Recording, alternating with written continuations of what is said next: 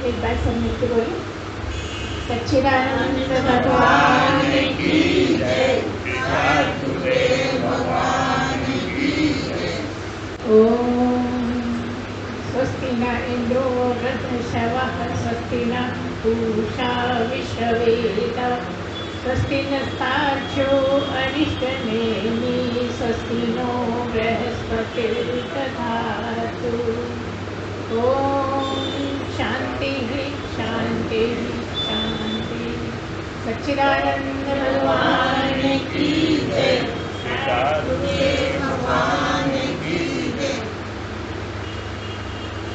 अभी मांडूक्य उपनिषद चल रहा है, आप लोग पिछले दिनों से सुन रहे हैं, तो आज आखिरी एपिसोड होगा। आप लोग ध्यान से सुनिए और जो पहले सुना है उसको सबको रिमाइंड कर लीजिए, उसको ध्यान में रखिए कि क्या बोला जा रहा है, क्या बोला था और क्या किसकी बात हो रही है, कहाँ की चर्चा चल रही है, तो ज़्यादा आनंद आएगा। अगर पिछली बार हमने कहा था कि आप पूरे हफ्ते इसका चिंतन मनन करना, तो जिसने किया होगा उसको ज़्यादा मज़ा आएगा, अच्छा लगेगा। ठीक है, तो हम थोड़े समय पहले का दोहरा देंगे और फिर आगे का शुरू करेंगे।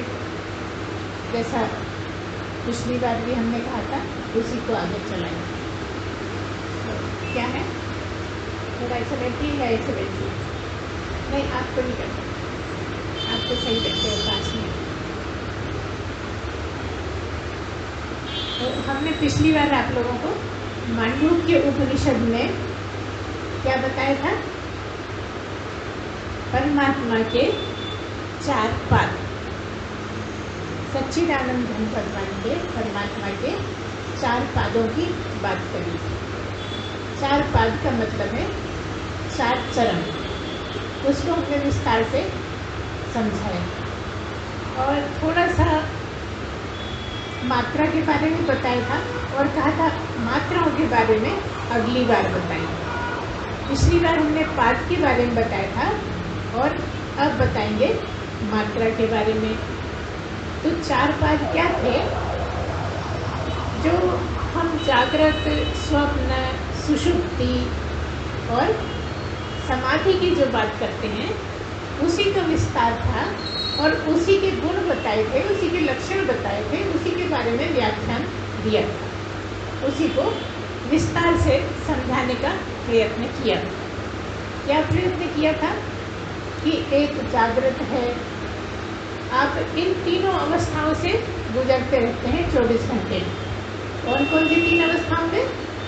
पहला जागृत है, जिसको क्या बताया हमने कि सारा विस्तार से बता के और फिर कह दिया कि वो वैश्वानर प्रथम पाद है। अब उतने ज़्यादा विस्तार में नहीं जाएंगे, जिसने सुना है वो समझेगा कि प्रथम पाद के बारे में क्या बताया कि जो जागृत अवस्था है आपकी, वो प्रथम पाद है। और प्रथम पाद क्या है? वैश्वानर। वैश्वानर क्यों कहा? क्योंकि जागृत अवस्था इस विश्व की है, विश्व में है। जागृत अवस्था में आप विश्व को देखते हैं, विश्व के बारे में जानकारी लेते हैं, समझते हैं, आदि आदि सब कुछ बाहर की तरफ होता है। ठीक है ना, आंखें बाहर खुलती हैं, कान बाहर का सुनते हैं, है ना, नाक से बाहर की चीज़ों को सूंघना होता है, सुगंध दुर्गंध लगती है, जिह्वा से रस आता है, रसना से, है ना, सभी कुछ जितने भी हमारी 10 इंद्रियाँ, 5 ज्ञानेंद्रियाँ, 5 कर्मेंद्रियाँ, सब बाहर का ही जानने में लगी रहती हैं। इस समय जब हम जागृत अवस्था में होते हैं तो उसको सबको मिला के, सबको बता के क्या कहा? वैश्वानर। और वैश्वानर क्या, किसको कहा? कहा कि वैश्वानर जीव नहीं। जीव का मतलब तुम्हारा शरीर को तुम नहीं कहते हो तो जीव है। बात जागृत में शरीर की ही हो रही है, लेकिन शरीर किसके होते चलता है? इसमें क्या ऐसा है जिससे आप सब बाहर का देखते समझते हो, उसकी बात करी कि उसको कहेंगे वैश्वानर, है ना। विश्व, जो विशाल विश्व है, विराट विश्व है, उसकी बात करी। और पूरे विश्व में एक ही नर है, एक ही पुरुष है जिसको परम पुरुष कहा है, उसी को कह दिया वैश्वानर। दूसरे में बताया, द्वितीय पाद की जब बात करी तो क्या बताया, स्वप्न अवस्था। स्वप्न अवस्था के बारे में सारा समझाकर बताकर और फिर क्या कहा कि ये सूक्ष्म शरीर प्रविवक्त था। क्या कहा, प्रविवक्त है। क्या मतलब है, सूक्ष्म शरीर है। मतलब स्वप्न में जैसे हमने बताया कि जागृत में स्थूल शरीर से सब करते हो, ये जो दिखता है शरीर, इससे सब काम होते रहते हैं, इसकी 10 इंद्रियां काम करती रहती हैं, इसी से भोगते रहते हो। तो यहाँ हम एक बात बताएं आपको कि ये जो स्थूल शरीर है, ये जब भोगेगा, क्योंकि ये स्थूल है इसलिए ये स्थूल चीज़ों को ही भोगेगा। स्थूल चीज़ों का मतलब समझ रहे होगे, जो आंखों से दिखती हैं। जैसे खाना खा रहे हैं तो उससे पेट भरता है, ठीक है ना। तो स्थूल शरीर से स्थूल शरीर का ही भोग होगा। सूक्ष्म शरीर है तो उससे सूक्ष्म चीज़ों का भोग होगा। तो दूसरी बात कही, दूसरा क्या है, प्रवृत्त भूत। मतलब जो सूक्ष्म शरीर है उसी से भोगते हैं और सूक्ष्म चीज़ों को ही भोगते हैं। का मतलब क्या है, जो आपके संकल्प हैं, विकल्प हैं, जो आपके कल्पनाएं हैं, जो आप सपने में देखते रहते हो, है ना, उसी का भोग करते रहते हो, उसी का आनंद लेते रहते हो, दुखी होते रहते हो, सुखी होते रहते हो, है ना। इसलिए उसको क्या कहा,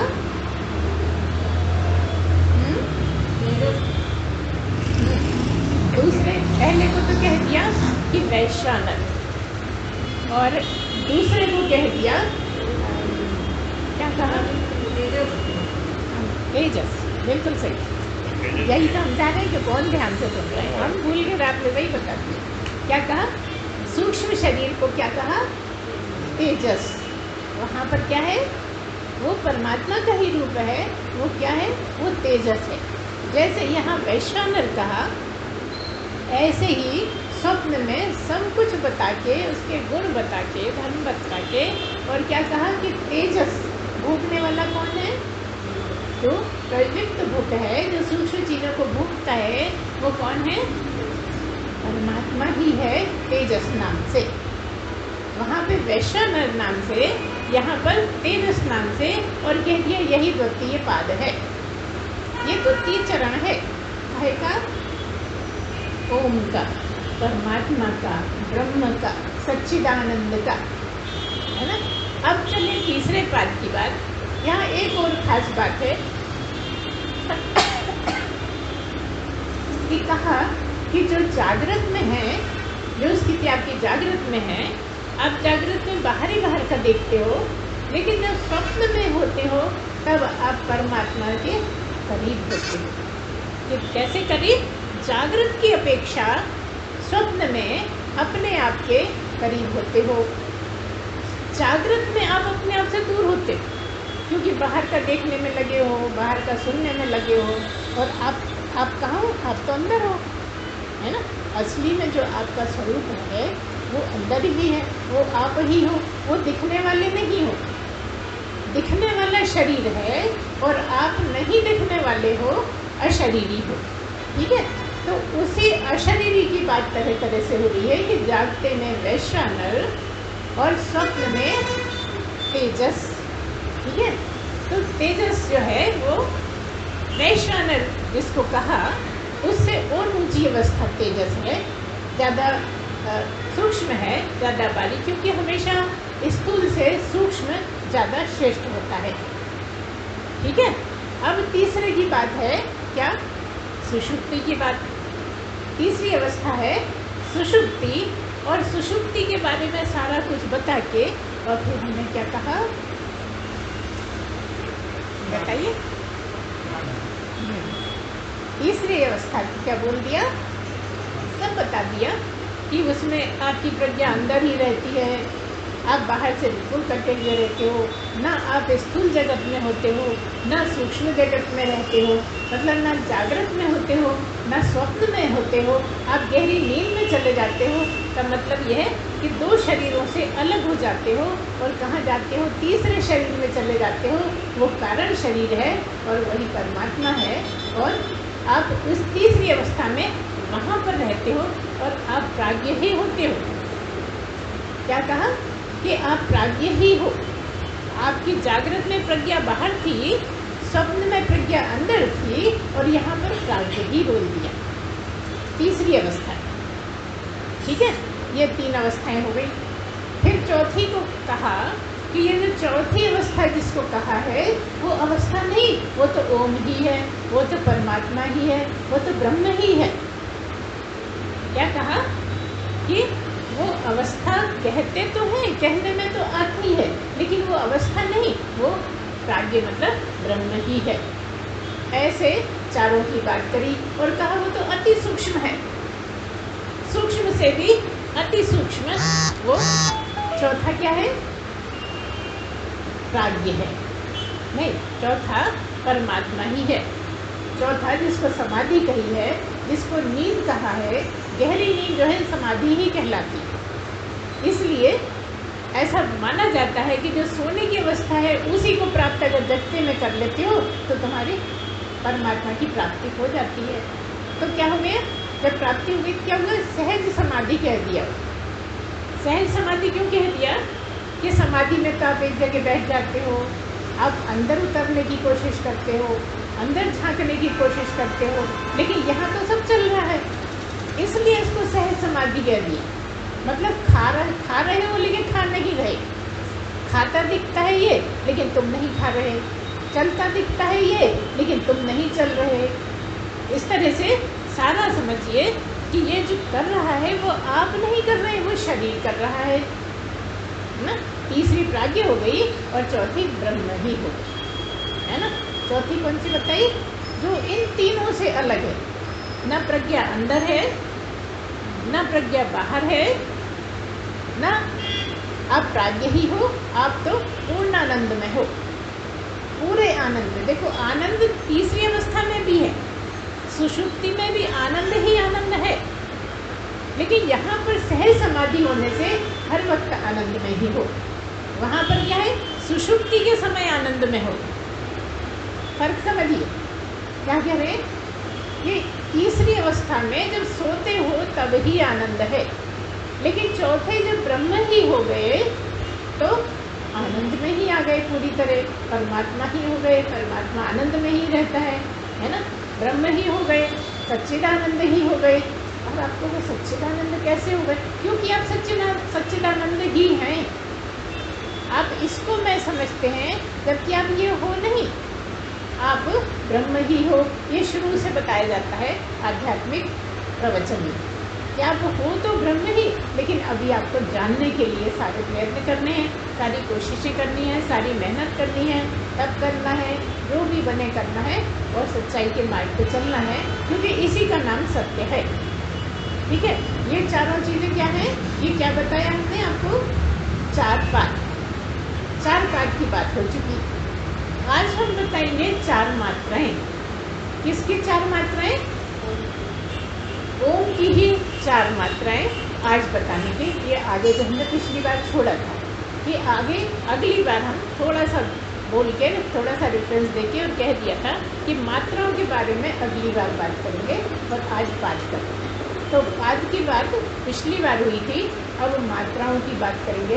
तो मात्राएं कैसे हैं, जब हम ओम बोलते हैं तो अगर आप बहुत धीरे से बोलें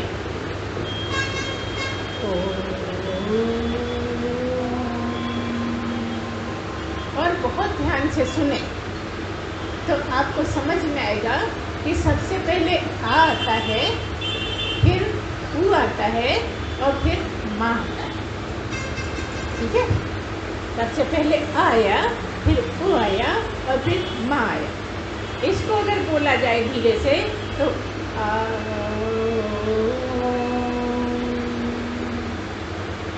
तीनों, आ सबसे पहले, माँ सबसे बाद में, बीच में ऊ, इस तरह से आवाज आई। तो ये तीनों को मिलाकर ही ओम हुआ।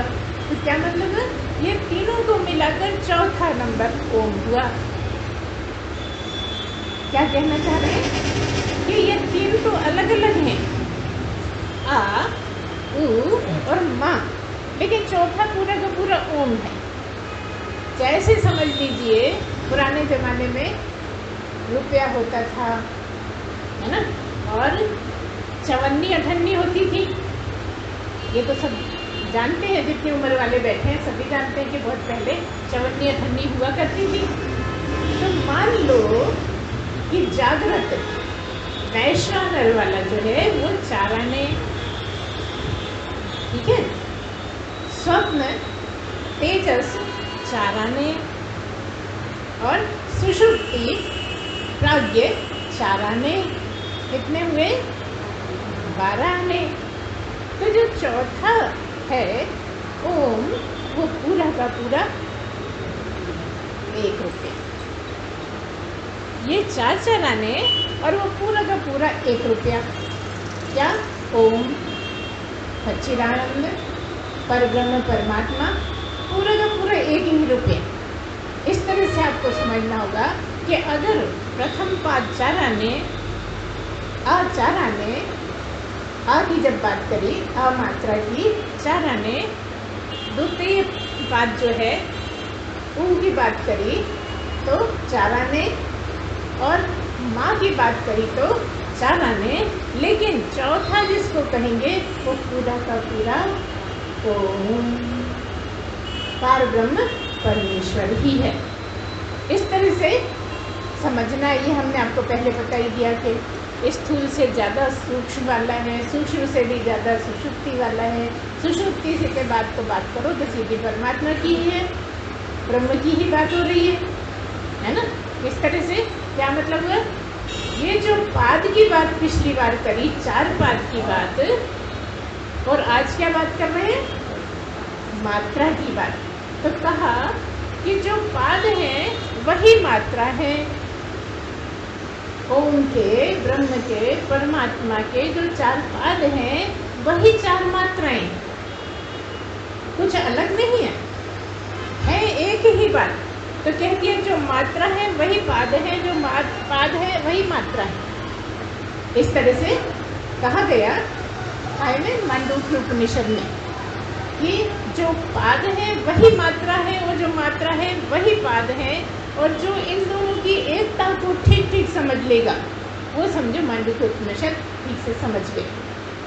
ठीक है, अब जैसे एक एक की बात है, छोटे आ की बात है, आ, छोटे ऊ की बात है ऊ, और माँ। अब 3 की बात है, तो क्या है, जैसे छोटा आ है तो आप विचार करिए, सोचने की प्रयत्न करिए कि आ तो सभी जगह है। जैसे आपने बोला का, क्या सुनाई दिया, का तो बोला, का तो सुनाई दिया, लेकिन सुनाई क्या दिया, का तो एक जरा से में हो गया, लेकिन बाद में आ। पा कहा तो क्या सुना, पावर आ। क्या बोला तो क्या सुना, आ। मतलब क्या, हर जगह आ की आवाज आ रही। तो कोई भी अक्षर बोला जाए, कोई भी व्यंजन बोला जाए तो आ की आवाज आती ही है ना। इससे सिद्ध होता है कि आ सर्वत्र है।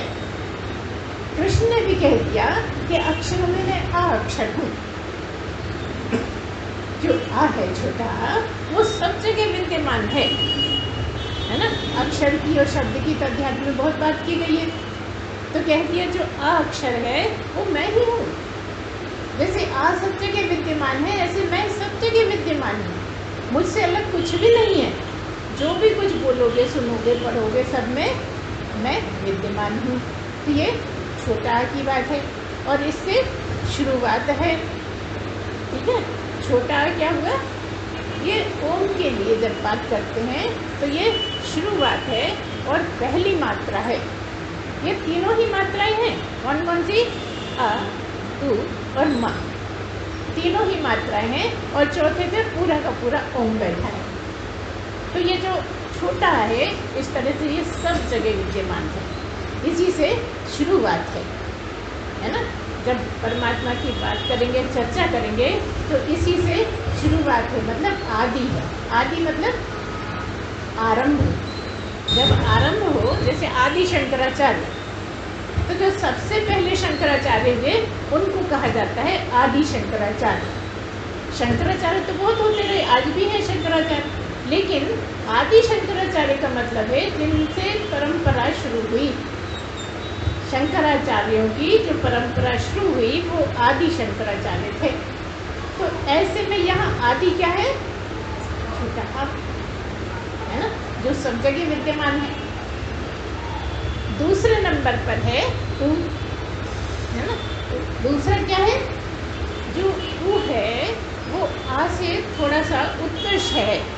आ तो जरा से बोल दिया जाता है, आगे आगे पीछे कुछ नहीं समझ में आता है ना, लेकिन उ थोड़ा सा उठा हुआ है बोलने में भी।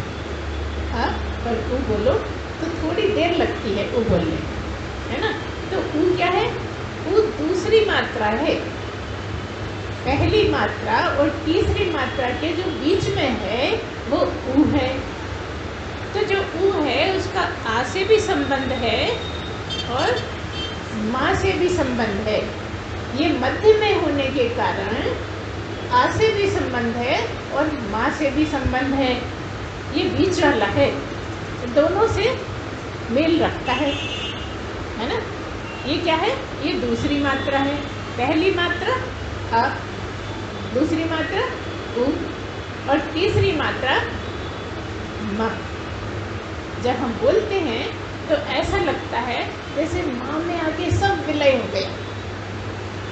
माँ होते होते मुंह बंद हो जाता है, जैसे सारा संसार माँ में ही लय हो गया, माँ में ही लीन हो गया। आ और उ दोनों समाप्ति पे माँ में चले गए। और आगे देखो तो जागृत स्वप्न दोनों के दोनों सुषुप्ति में लय हो गए। ठीक है ना। जो जागृत को दिखा रहा है वो आ, जो स्वप्न को दिखा रहा है वो उ, है ना, और जो सुषुप्ति को दिखा रहा है वो माँ। तो आ उ माँ में ही लय हो गए। इस तरह से पहली मात्रा दूसरी मात्रा तीसरी मात्रा में जाके मिल गई। दोनों मात्रा और तीसरी मात्रा में मिल गई, और जैसे ही तीसरी मात्रा में मिली तो चौथा तैयार। कौन? ओम, है ना। ध्यान से सुन रहे हैं आप लोग। तो क्या मतलब है कि आ उ और माँ तीनों मिला के क्या बना? ब्रह्म का जो कहने वाला ओम है, जो बताने का, ब्रह्म को बताने वाला ओम है, उसकी चर्चा हो रही है। और वही आ उ और माँ तीनों को मिला के बना। तो पहला वाला जो है वो वैश्वानर है। छोटा आ जो है वो पहली मात्रा है, और पाद जो पहला है वो वैश्वानर है। तो कहा कि जो वैश्वानर है वही आ है, जो आ है वही वैश्वानर है। दूसरे में कहा उ तो मात्रा है, और दूसरे नंबर पे तेजस पाद है। तो कहा जो तेजस है वही उ, मतलब मात्रा है, अलग नहीं है। एक ही को दो तरह से समझाया जा रहा है, एक 4 पाद और एक 4 मात्राएं। इस तरह से मात्रा 3 ही है, चौथा तो पूरा का पूरा परमात्मा ही हो गया। ठीक है ना। तो इस तरह से क्या बताया कि दूसरे जो पहला पाद है उसकी एकता आ से वैश्वानर से, दूसरा जो पाद है उ की एकता तेजस से, है ना, स्वप्न से। तीसरा जो है सुषुप्ति वाला वो प्राज्ञ है, प्राज्ञ पाद है, और तीसरा माँ है, मात्रा।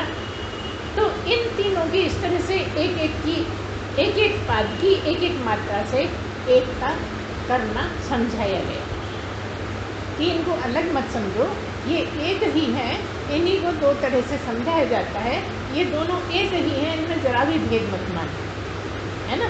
और क्या कहा कि ये जो दोनों हैं आ और ऊ, ये माँ में लय हो जाते हैं। तो जब तक जागृत है, जब तक बाहर का दिख रहा है, स्वप्न है तो अंदर का दिखने लगा, और जब सुषुप्ति है तो कुछ नहीं दिख रहा, काहे में है, केवल आनंद में है। तीसरी अवस्था जो है वो आनंद में है, काहे में, सुषुप्ति में। अच्छा, ये कोई ऐसा है जिसको सोने में आनंद नहीं आता हो? कोई ऐसा हो जिसको सोने में आनंद नहीं आता तो हाथ खड़ा करे। एक आध तो कोई कर ही दो बेटा, हाथ खड़ा। सबको आनंद आता है? अरे भाई, हम तो सोच रहे थे कि बड़ी कोशिश कर रहे हैं परमात्मा को ढूंढने की, तो सोने में आनंद नहीं आता होगा, लेकिन यह सभी मान रहे हैं कि सोने में आनंद आता ही है, सभी को आनंद आता है ना। तो तीसरी मात्रा माँ है जो दोनों से के बाद आती है, और ये दोनों के दोनों सोने में, मतलब सुषुप्ति में लय हो जाते हैं, और वहाँ होठ बंद हो जाते हैं। होठ बंद कब हो जाते हैं? जब परमात्मा मिल जाता है ना। मतलब चौथी अवस्था मतलब ब्रह्म ही हो जाना, ब्रह्म को ही समझ लेना, ब्रह्म क्या है ऐसा जान जाना। तो जब ब्रह्म जान गए तब फिर मुँह नहीं खुलता। मुँह कब तक खुलता है? जब तक नहीं जानते हैं। ये ऐसा तत्व है, ऐसा महातत्व है, कौन? परमात्मा, ब्रह्म, पर ब्रह्म परमात्मा जो है वो ऐसा है कि जब इसको जान जाते हैं तो मुँह खुलता ही नहीं कि अब इसकी क्या तारीफ करें। जैसा हमने पाया वैसा जानते नहीं थे, जैसा परमात्मा को जाना वैसा हम नहीं समझते थे। पहले जाने क्या क्या कल्पनाएं करते थे, लेकिन जाना तो अलग ही निकला। और वो क्या निकला? वो तो है ना, मैं ही निकला। जाने कहाँ कहाँ दूर दूर कल्पनाएं करते रहे, लेकिन जब जाना उनको तो क्या जाना कि वो मैं ही हूँ। अब मैं को भला कोई ज्ञानी पुरुष कैसे तारीफ करेगा मैं की? कोई मैं की तारीफ करता है तो सब उसको नीचा मानते हैं, ऊंचा नहीं मानते। आप सबकी बात करो, लेकिन जैसे ही आप अपनी तारीफ पे आओगे तो हर अपनी अपनी तारीफ करता है, नीचे दृष्टि से देखा जाता है ना। अब ब्रह्मज्ञानी इतना ऊंच से ऊंचा, जब ब्रह्मज्ञानी इतना ऊंचा है तो वो मैं की तारीफ कैसे करेगा? करने की कोई सवाल ही नहीं, करने की कोई आवश्यकता ही नहीं, और करने से कोई लाभ भी नहीं है। तो बाकी सब तो समझाएगा, लेकिन अपनी तारीफ नहीं करेगा कि मैं ब्रह्म हूँ। ये नहीं कहेगा कि मैं ब्रह्म हूँ। तुम्हें मानना है तो मान लो, तुम्हें लगता हो तो मान लो, तुम्हें नहीं लगता हो तो मत मानो, मुझे कोई फर्क पड़ना नहीं है ना। तो ऐसा कितने लोग हैं जो ये सोच पाते हैं जगत में कि मुझे कोई फर्क नहीं पड़ता, अगर वो गाली दे रहा है तो मुझे कोई फर्क नहीं पड़ रहा। ऐसा कुछ आपका है क्या?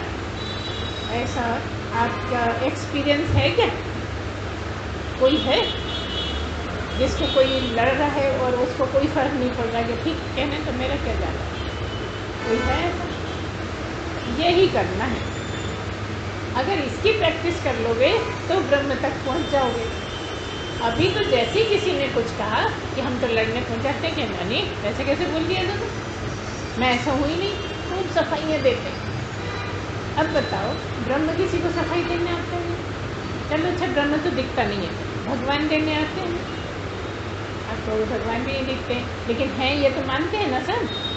भगवान है नहीं है ऐसा कौन मानता है? नास्तिक ही मानता होगा। लेकिन एक दिन भगवान उसको भी बता देते हैं कि भाई तू कितना ही सारी ज़िंदगी समझता रहा, लेकिन मैं हूँ।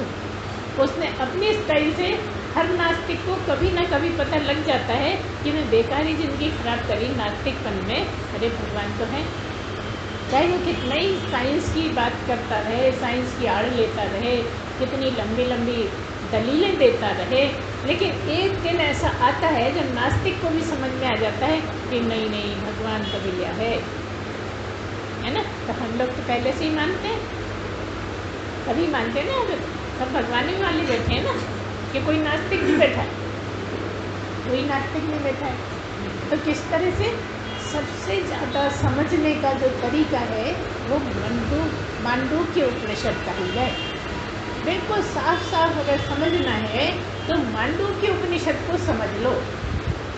तो क्या कहा कि अगर तुम वैश्वानर को समझते हो, अगर तुमने वैश्वानर को जान लिया, अगर तुमने जागृति को ठीक से समझ लिया, अगर तुमने अमात्रा को समझ लिया, तो तुम्हें संसार के सारे सुख मिल जाएंगे। जो भी तुम चाहते हो वो सब संसार का मिल जाएगा, क्योंकि संसार की बात करी गई थी। क्या कहा कि अगर तुम आकार को समझ जाते हो, यहाँ आकार उकार मकार तीनों की बात है ना, आ ऊ और माँ। अगर तुम आकार को समझ जाते हो, वैश्वानर को समझ जाते हो, तो तुम संसार के सारे सुख प्राप्त हो जाएंगे। ठीक है। फिर ये कहा कि गुरु समझाता है तुम्हें, अगर तुम उकार को समझ जाओ, अगर तुम तेजस और उकार की एकता ठीक से समझ लो, अगर उकार मतलब मात्रा और तेजस मतलब पाद, इनको ठीक ठीक समझ लो, तो क्या होगा? और जिसने भी ये ठीक ठीक समझ लिया है, उसके कुल में या उसके जो होने वाला परिवार है, गुरु का परिवार कौन सा है ना? जो घर छोड़ के आए वो परिवार नहीं, गुरु का परिवार यही है, यही उसके बच्चे होते हैं। क्या कह रहे हैं? अगर उनको समझ लिया तो समझो इसकी परंपरा में जरूर इसके कोई बच्चे ज्ञानी होंगे, कोई ना कोई शिष्य या कुछ शिष्य ज्ञानी होंगे।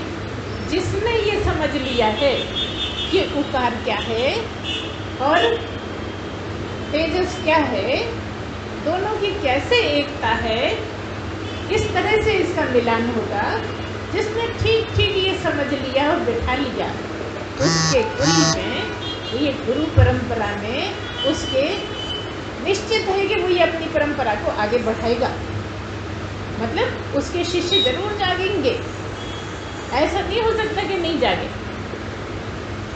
तीसरी बात कही कि अगर तीसरी बात समझ ली, तीसरी बात क्या है? प्राज्ञ। प्राज्ञ क्या है?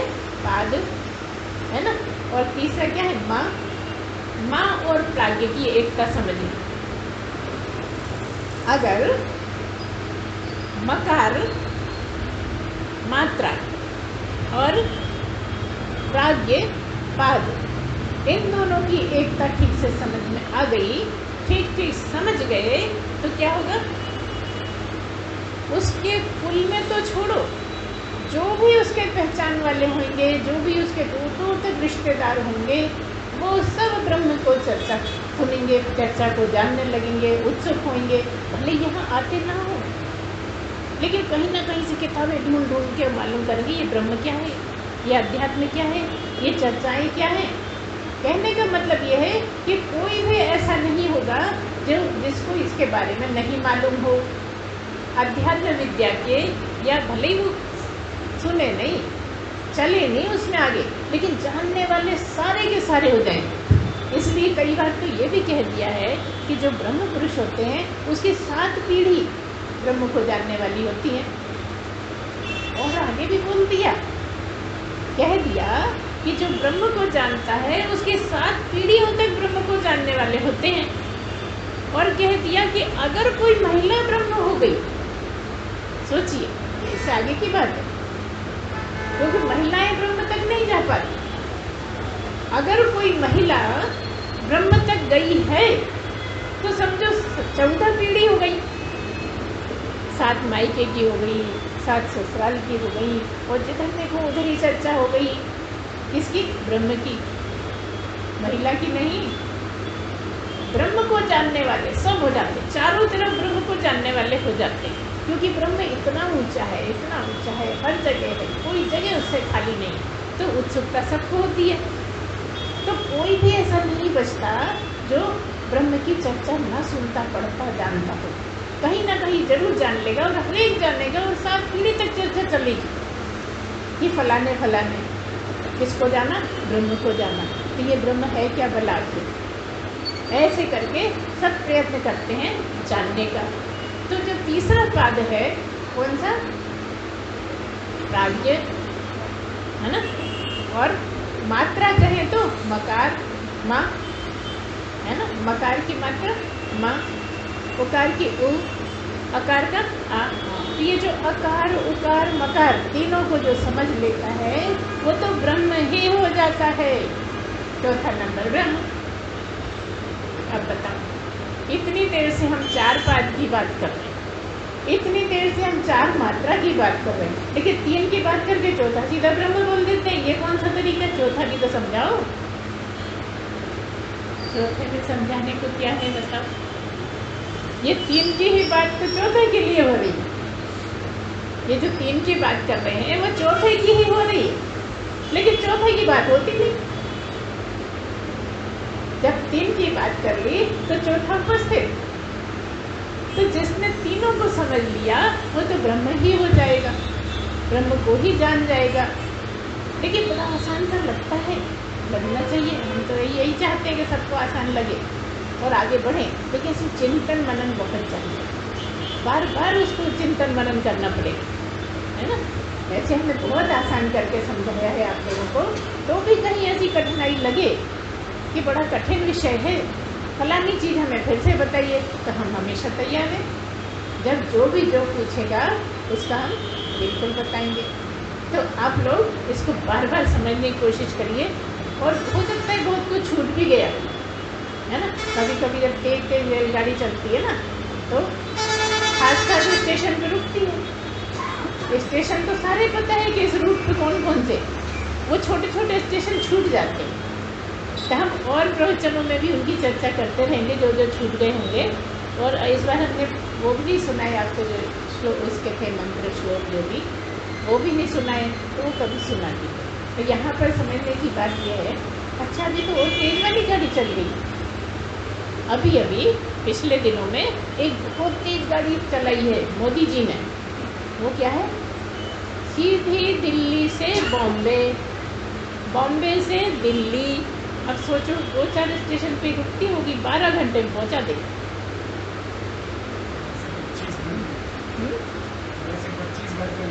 हाँ, ऐसे 25 घंटे लगते हैं। और वो रेलगाड़ी नहीं, आपकी कार से जाओगे तो 12 घंटे में पहुंच जाओ। सुबह नाश्ता करके निकल जाओ और रात को डिनर दिल्ली से चले तो बॉम्बे में कर लो, बॉम्बे से चले तो दिल्ली में कर लो। रात का खाना आपको उतरने के बाद मिलेगा, इतनी देर में पहुंच सकते हैं। ऐसी गाड़ी है, तब इसमें तो कितने स्टेशन छूटेंगे ना। तो हम उतनी तेज वाली नहीं है, बोर्ड से नहीं छोड़ेंगे, नहीं तो बताएंगे क्या, कुछ तो बताना पड़ेगा ना। लेकिन कुछ कुछ स्टेशन जरूर छूटे हैं, ये हमें पता है, वो हम समय समय पर आपको बताते रहेंगे। बहुत से टॉपिक ऐसे छोटे छोटे होते हैं जो बताना होता है, लेकिन हो सकता है हम छोड़ दिए गए हों। तो ये सब आपका काहे के बारे में बात हुई, 4 पाद और 4 मात्रा और उनकी एकता। अब हम थोड़ा सा आपको और समझाएं, जो हम लिख कर लाए हैं, जो हम बता ही रहे हैं पहले ही दिन से। क्या है, सबसे पहले आपकी आसानी के लिए बता रहे हैं, जागृत, स्वप्न, बोलिए, सुषुप्ति है ना, समाधि। क्या है, जागृत, स्वप्न, सुषुप्ति और समाधि। फिर क्या बताया, प्रकाश, अर्ध प्रकाश या विक्षेप कह दो। तीसरा अंधकार। अब अपने आप मिलाते रहना, जागृत, स्वप्न, सुषुप्ति। तो प्रकाश बोला, अर्ध प्रकाश बोला, अंधकार बोला और पूर्ण प्रकाश। ठीक है, इसी तरह से ठीक ऐसे ही ज्ञान, अर्ध ज्ञान, अर्ध ज्ञान को विक्षेप भी कह सकते हैं दोनों में ही। तो ज्ञान मतलब जागृत में जो ज्ञान हो रहा है वो वाला ज्ञान, परमात्मा का, ब्रह्म का ज्ञान नहीं, जगत का ज्ञान। जो जगत का ज्ञान है उसको ज्ञान बोला है। तो ये ज्ञान तब जागृत में, और अर्ध ज्ञान मतलब स्वप्न में ये जगत छोड़ा तो स्वप्न का जगत पकड़ लिया, उसमें अर्ध ज्ञान ना सो रहे हैं ना जाग रहे हैं, कुछ सोए हैं कुछ जाग रहे हैं, ठीक है ना। देख रहे हैं मतलब जाग ही रहे होंगे, बिना जागे तो देख नहीं सकते, और स्वप्न देख रहे हैं तो सो ही रहे होंगे। अब हम तुमसे पूछे जाग रहे थे कि सो रहे थे, एक चीज बता, स्वप्न में तुम जाग रहे हो कि सो रहे हो? अगर तुम कहोगे सो रहे थे तो हम कहेंगे स्वप्न कौन देख रहा था। अब जब स्वप्न देख रहे तो जाग ही रहे होगे, और तुम कहोगे सो रहे हैं तो हम कहेंगे स्वप्न कौन देख रहा था। तुम कहोगे जाग रहे थे तो हम फिर ये खाट पे, तुम तो हिले ही नहीं, तुम कह रहे हो हम सपने में बहुत दौड़ लगाई, तुम तो यही हम देख रहे हैं किधर यहीं पड़े थे, है ना। ऐसा है स्वप्न। तो कहा कि ज्ञान अधूरा ज्ञान, अज्ञान पूर्ण ज्ञान, ठीक है। इनको दोहराते रहना, हमने आपकी आसानी के लिए और छांट के लेकर आए हैं। फिर क्या बताया हमने, जागृत का वैश्वानर, स्वप्न का तेजस, सुषुप्ति का प्राज्ञ और ब्रह्म का तुरीय, ब्रह्म की जगह पे तुरीय, ठीक है। आगे फिर बताया विराट, हिरण्यगर्भ, है ना। विराट किसको बताया, वैश्वानर को, पूरे जगत को, पूरे संसार को विराट। और ये जो तेजस है ये हिरण्यगर्भ भी है, इसको हिरण्यगर्भ भी बोलते हैं। स्वप्न में हिरण्यगर्भ की स्थिति होती है।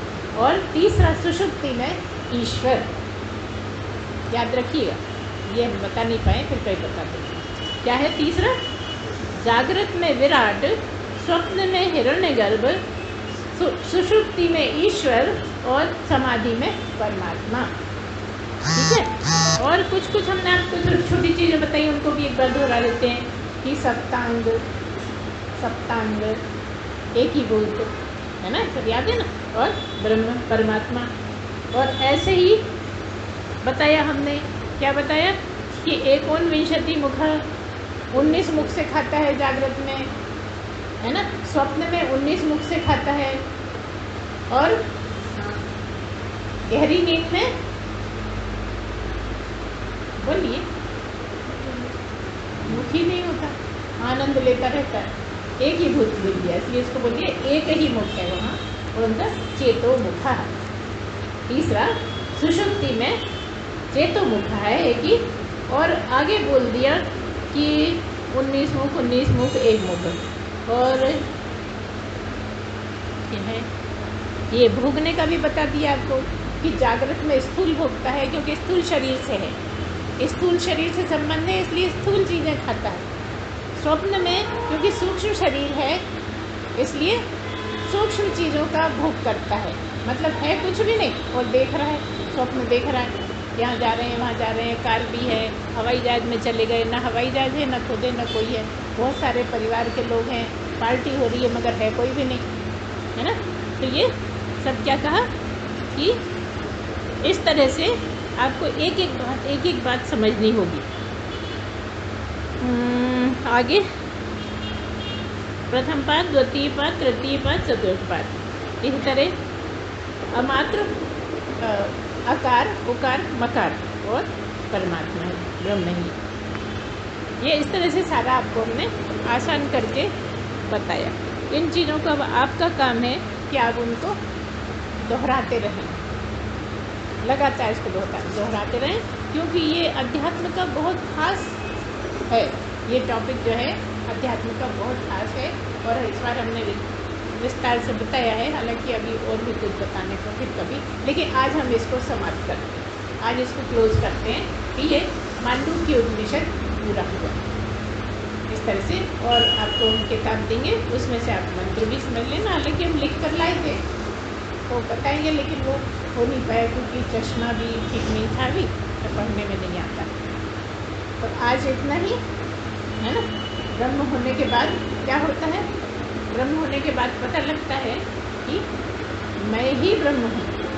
जो गुरु लगातार कहता रहा तत्त्वमसि, वही तू है, वही तू है, आज पता लगा कि वो तो मैं ही हूँ। आज का मतलब जिस दिन अनुभव हो गए, जिस दिन अनुभव के दौर से गुजर गए तो पता लगा वो ब्रह्म मैं ही हूँ। मैं कहाँ कहाँ ढूंढता था, मंदिरों में जाता था कि भगवान के रूप में मिलेंगे, राम के रूप में मिलेंगे, कृष्ण के रूप में, ब्रह्मा जी के मंदिर भी गया, ब्रह्मा के रूप में, लेकिन पता लगा कि कहीं जाने की जरूरत नहीं है, वो तो मैं ही हूँ, इस शरीर में जो बैठा है वो मैं ही ब्रह्म हूँ। ऐसा जानने के लिए मांडुक्य उपनिषद समझना और पढ़ना है, लगातार उसका दोहराते रहना है। तो आज इतना ही, अब बोलेंगे आज इतना ही। बोलिए सच्चिदानंद भगवान की जय, सद्गुरुदेव भगवान की जय।